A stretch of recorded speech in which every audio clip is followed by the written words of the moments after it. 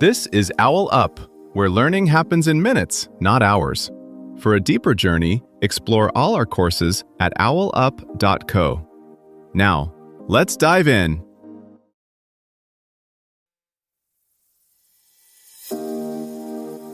Welcome back to Chapter 2 of our series, The Fall of Rome, What Collapsed a Civilization? In this episode titled The Cracks Appear, Economic Troubles and Currency Debasement, we'll explore how Rome's financial struggles and the devaluation of its currency contributed to its decline. So, grab your headphones and let's dive in. Roman coins once held almost pure silver. By the crisis of the 3rd century, they were mostly scrap metal with a shiny face. A soldier in the frontier market, a baker in Rome, a tax collector in Egypt, all felt the same shock when prices jumped faster than pay. In the background of this everyday chaos stood a simple, brutal math problem. The empire's promises cost more than its income. Legions had to be paid, forts repaired, grain shipped, games funded, annuities and handouts maintained. But the easy revenue of conquest had dried up. New provinces were scarce, rebellions and invasions were expensive, and old tax systems leaked like a cracked cistern. Emperors faced a choice that never felt like a choice at all: cut payments to soldiers and risk mutiny, squeeze taxpayers harder and risk revolt, or quietly stretch each coin further. So they turned to the mint, over and over, as if it were a broken thermostat they kept cranking up, hoping the house would somehow warm without burning the fuel they no longer had. But stretching the money supply had side effects no decree could hide.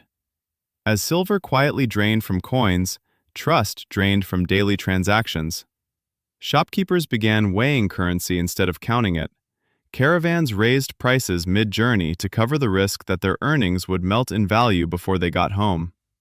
The state responded with tighter rules, harsher penalties, and elaborate price lists, trying to pin numbers to a moving target.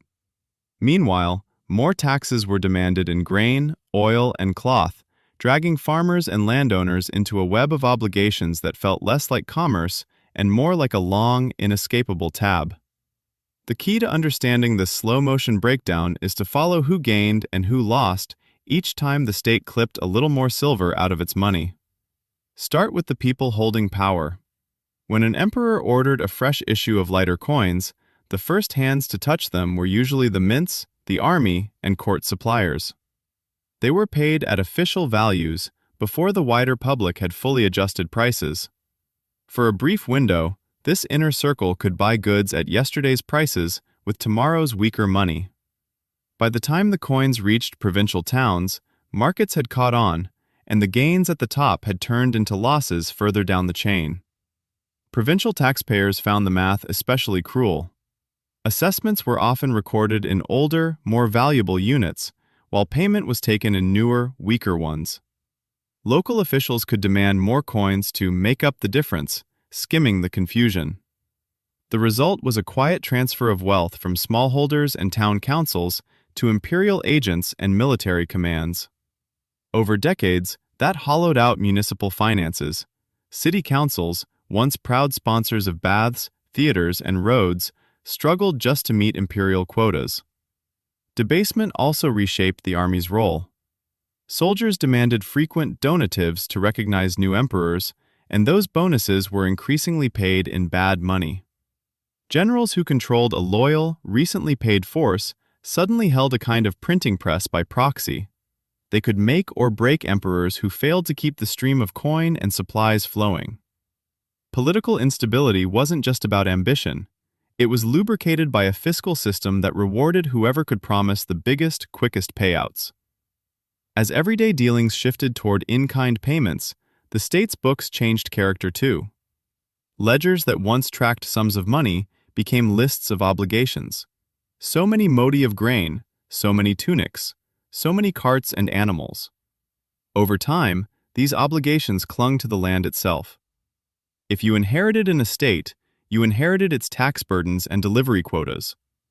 That logic, tying people to plots to guarantee the state's take, would echo in the later arrangements we call feudal, where status and duty were measured less in coins than in fixed services owed up the chain. Merchants reacted first, adjusting contracts the way modern businesses rewrite subscriptions when a platform quietly changes its terms. A cloth dealer in Antioch might quote one price for delivery next week, and a sharply higher one for delivery after harvest, baking expected coin loss into the deal. Long-distance traders began favoring bullion, foreign currency, or even branded ingots from trusted houses, anything with a reputation that outlasted a single emperor's reign. Some cities quietly developed shadow exchange rates, where an official denarius and a good denarius no longer meant the same thing on market day. Debasement also warped careers. Ambitious elites angled for posts near supply depots, mines, or transport hubs, knowing that control over flows of grain and cloth now mattered as much as governorships once had. Bureaucrats who could translate between book values, tax quotas, and real purchasing power became indispensable interpreters inside the system. Their calculations, favors, and quiet side deals formed an invisible layer of policy beneath the laws Rome inscribed on stone. As Rome learned, once people doubt official money, they start building backup systems. Today that might mean stablecoins, local currencies, or loyalty points that act like private scrip. Power shifts toward whoever controls these new rails for value, just as late Roman insiders clustered around supply routes. The deeper risk isn't any single crisis, but a slow, quiet drift. Citizens treating the state's money as one option among many, not the default glue of the economy. In the end, Rome's problem wasn't just bad coins, it was a shrinking menu of choices. As options narrowed, each fix locked in new distortions, like patching a leaky roof so often that the whole frame warps. Watching modern states juggle debt, demographics, and defense, the real lesson is less prophecy than pattern recognition. Which trade-offs are quietly becoming permanent? Try this experiment. Over the next 30 days, track every dollar you receive and spend in 2 columns: fiat bucket, checking account, cash, credit, and hard, sound bucket, gold, silver, Bitcoin, T-bills, money market, etc. At the end of each week, calculate what percentage of your net worth sits in assets that can be easily printed or devalued versus those that can't, and write down the exact percentages. Then, pick one recurring expense, like streaming, subscriptions, or dining out, and deliberately redirect just that amount this month from the fiat bucket into a hard, sound asset you've researched from the episode. After 30 days, compare how you feel about each bucket, especially your sense of vulnerability to debasement, and decide whether to keep, increase, or reverse that shift. This was OwlUp, your daily step forward.